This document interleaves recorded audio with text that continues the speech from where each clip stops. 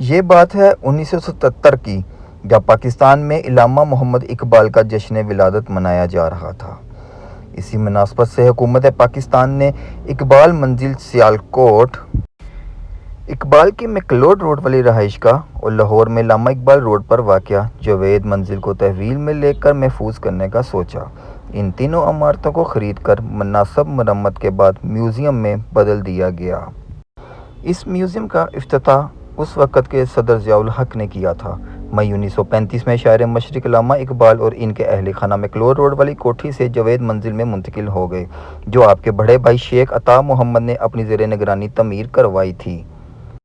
1935 کو سردار کی وفات بھی اسی گھر میں ہوئی تھی اور یہ گھر بھی آپ نے ان کی خواہش پر تعمیر کرایا تھا۔ قائد اعظم محمد علی جناح اور مادر ملت محترمہ فاطمہ جناح بھی اس گھر میں آپ سے ملنے تشریف لائے تھے اور اس گھر سے محبت کا یہ عالم تھا۔ تک آپ نے اس گھر کو نہ چھوڑا۔ آخری عمر میں ملنے والے اس خوبصورت گھر کو علامہ اقبال نے اپنے صاحبزادہ جاوید کے نام سے موسوم کر دیا اور آج اسی 7 کنال کی جاوید منزل کو علامہ اقبال میوزیم کے نام سے جانا جاتا ہے۔ حکومت جاپان نے اس ضمن میں ایک احسن اقدام اٹھاتے ہوئے اقبال میوزیم کے لیے جاپان کے ثقافتی فنڈ سے شوکیسوں اور ایئر کنڈیشنروں کے علاوہ متعلقہ سامان اور دیگر امور انجام دہی کے لیے ایک بڑی رقم مہیا کی۔ میوزیم کی تیاری کے بعد اسے محکمہ آثار قدیمہ حکومت پاکستان کے سپرد کر دیا گیا، جو اب بھی اس کے تحویل میں ہے۔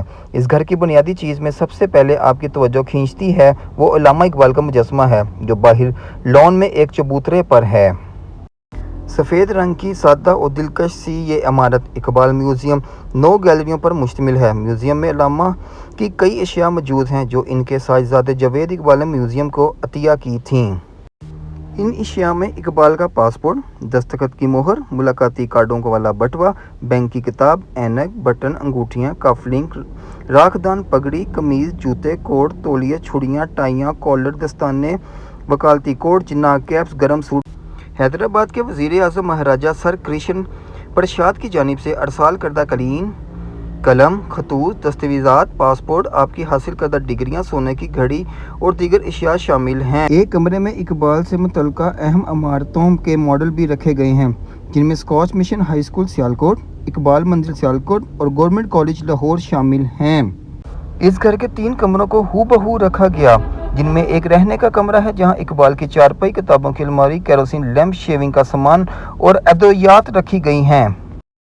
دوسرا کمرہ ڈرائنگ روم ہے جہاں صوفے، کرسیاں اور اقبال کی تصاویر رکھی گئی ہیں۔